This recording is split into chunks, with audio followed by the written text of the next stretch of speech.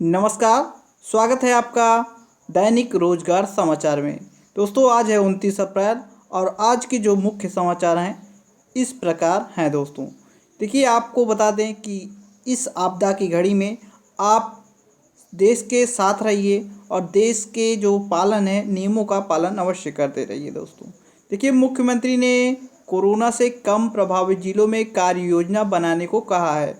Green zone में छूट की तैयारी। दोस्तों देखिए, मुख्यमंत्री योगी आदित्यनाथ जी उत्तर प्रदेश के रेड जोन, ऑरेंज जोन और ग्रीन जोन, तीन जोनों में इसे डिवाइडिंग किया गया है। और जिस प्रकार से रेड जोन में आपका आगरा, लखनऊ, गाजियाबाद इन पॉपुलर ज़िले हैं दोस्तों, उसमें 20 से ज़्यादा मरीज वाले ज़िले हैं। दोस्तों जिस ज़िले में 20 से ज़्यादा मरीज हैं उसे हम लोग रेड जोन में घोषित किया गया है और ऑरेंज जोन में उसे घोषित किया गया है जिनमें 14 दिन में कोई भी केस पॉजिटिव नहीं आए हैं। और ग्रीन जोन में दोस्तों 15 ऐसे ज़िले हैं जिनमें अभी तक कोई भी कोरोना से पॉजिटिव केस आए ही नहीं है। वो हैं अम्बेडकर नगर, अमेठी, बलिया, देवरिया, चित्रकूट, फर्रुखाबाद, कानपुर देहात, सिद्धार्थनगर, कुशीनगर, ललितपुर, महोबा, हमीरपुर, फतेहपुर और चंदौली और सोनभद्र। दोस्तों इसके साथ साथ ऑरेंज जोन की बात करते हैं दोस्तों, तो प्रयागराज, प्रतापगढ़, कौशाम्बी, बागपत, बरेली, गाजीपुर, आजमगढ़, हरदोई, शाहजहांपुर, बांदा, महराजगंज, हाथरस, मिर्ज़ापुर, औरैया, बाराबंकी, मथुरा, बदायूं, मुजफ्फरनगर दोस्तों, भदोही, संत रविदास नगर, जौनपुर, कासगंज, इटावा, संभल, उन्नाव, कन्नौज, मैनपुरी, गोंडा, मऊ, लखीमपुर, पीलीभीत, सुल्तानपुर, श्रावस्ती, बलरामपुर, बहराइच, बालरामपुर, अयोध्या, जालौन दोस्तों, गोरखपुर, एटा और झांसी, इन जिलों को ऑरेंज जोन में रखा गया है।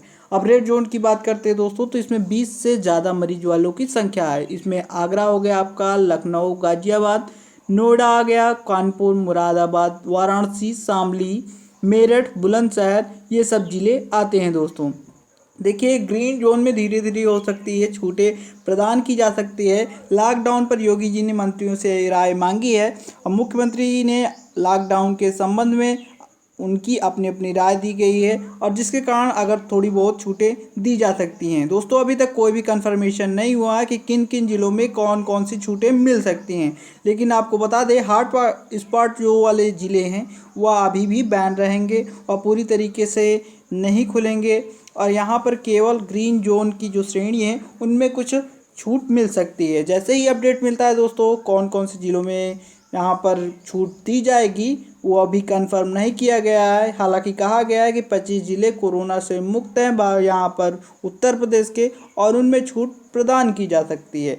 जैसे ही कोई यहाँ पर मिलती है खबर कि किन किन ज़िलों में छूट प्रदान की जाएगी, हमारे चैनल पर आपको सबसे पहले अपडेट किया जाएगा। तो दोस्तों इस लॉकडाउन को बढ़ाने के पक्ष में प्रदेश के जो अधिकतर मंत्री हैं उन्होंने ही इस बारे में चर्चा के बाद यहाँ पर बताया है।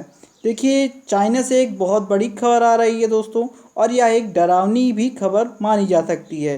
देखिए, सार्स जैसा नहीं है कोरोना। यहाँ पर कहा गया है कि सार्स की तरह नहीं है कि एक बार यह समाप्त हो जाए तो दोबारा नहीं होगा, कभी नहीं होगा, जड़ से समाप्त अर्थात जड़ से खत्म होने वाला नहीं है। जो यहाँ पर जिनको एक बार नोवल कोरोना हो जाता है उनके अंदर जो यह शरीर में बरकरार रहेगा उनके ठीक होने के बाद, और उनको जब मौसम के हिसाब से वह कंडीशन बदलेगी तो उनको दोबारा जब जुकाम होगा तो वह नोवल कोरोना उन पर हावी हो जाएगा, ऐसा चीन के वैज्ञानिकों का दावा है। तो दोस्तों जब तक इसकी वैक्सीन नहीं बन जाती है अर्थात इसके जड़ से समाप्त नहीं किया जा सकता है।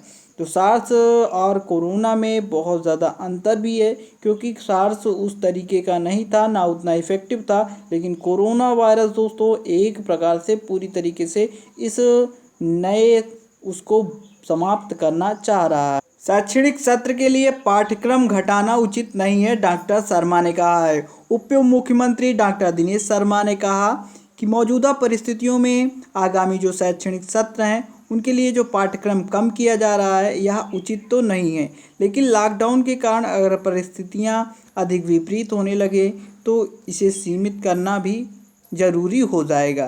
तो उत्तर प्रदेश और माध्यमिक शिक्षा परिषद की हाई स्कूल और इंटरमीडिएट बोर्ड की परीक्षाओं की उत्तर पुस्तिकाओं का मूल्यांकन 4 मई से शुरू हो सकता है। यह बड़ी खबर है और अगर जल्द ही यह शुरू होता है तो रिजल्ट में भी थोड़ी सी प्रोग्रेस देखने को मिल जाएगी। दोस्तों 8 जिलों में केंद्रीय विद्यालय खोलने का प्रस्ताव दिया गया है। उप मुख्यमंत्री ने कहा है कि वीडियो कॉन्फ्रेंसिंग के दौरान प्रदेश के जिन 18 जिलों में केंद्रीय विद्यालय नहीं है वहां इन्हें खोलने का प्रस्ताव रखा गया है।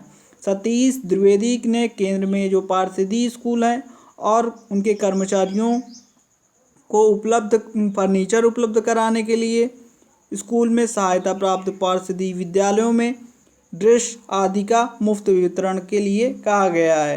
देखिए नई सुझाव आया है कि 3 घंटे की जगह 2 घंटे हो परीक्षाएं। दोस्तों विश्वविद्यालय अनुदान आयोग यूजीसी द्वारा गठित यहाँ पर कमेटी ने कहा है कि समय सीमा को कम कर दिया जाए। जो 3 घंटे की यहाँ पर पेपर होते थे वो आप 2 घंटे ही पेपर कराने की सिफारिश की गई है।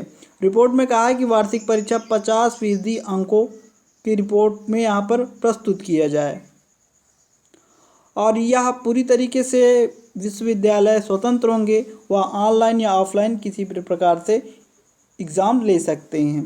लॉकडाउन में यूपी पीएससी की जो भर्तियां थी दोस्तों वह लाख हो चुकी हैं।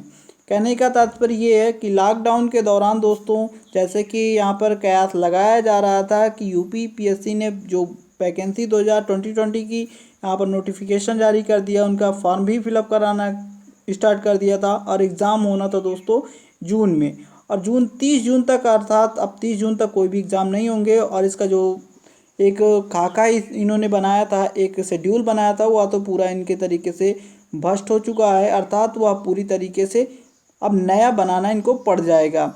तो दोस्तों कोई भी अब नई वैकेंसी का निकलती भी है यूपी SSS के माध्यम से, या यूपीएससी यूपीपीएससी के माध्यम से, यूपीएससी के माध्यम से, तो आज जब पूरी चीज़ें सही हो जाएंगी, आपका जो है माहौल सही हो जाएगा, तभी एग्ज़ामिनेशन कराए जा सकते हैं। और फिलहाल तो यहाँ पर एक डेडलाइन दे दी गई है कि 30 जून तक तो एग्ज़ाम नहीं होंगे। तो दोस्तों अगर बहुत से लोग आपको बरगलाते हैं कि देखिए यह आपका लेखपाल वैकेंसी निकलने वाली है या किसी अन्य वैकेंसी है, तो इसका हो सकता है आपका नोटिफिकेशन आ जाए, उसके साथ साथ फॉर्म भी फिलअप करा लिया जाए, लेकिन आपके एग्ज़ाम होने में और यहाँ पर रिज़ल्ट आने में अभी बहुत समय लगेगा।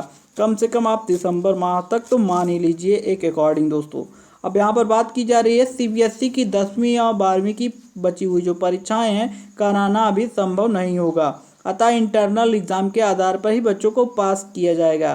तो 9th व 11th की बच्चों को पास किया गया है, उसी प्रकार अब 10th और 12th की जो परीक्षाएं शेष बची है उन्हें भी इसी प्रकार से पास कर दिया जाएगा।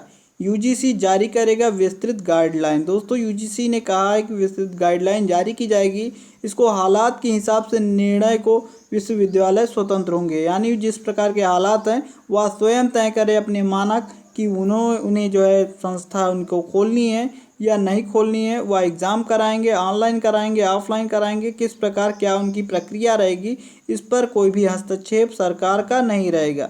लेकिन हालांकि उन विश्वविद्यालयों पर आपका यूजीसी की गाइडलाइन पर कोई भी दबाव नहीं रहेगा, लेकिन जो विश्वविद्यालय हैं वह अपने निर्णय के लिए स्वतंत्र होंगे और वह जो लॉकडाउन और उनके एरिया के हिसाब से अपने निर्णय लेंगे और अपनी परीक्षाएं होंगी, अपने क्लासेस होंगे, उनको शुरू करेंगे।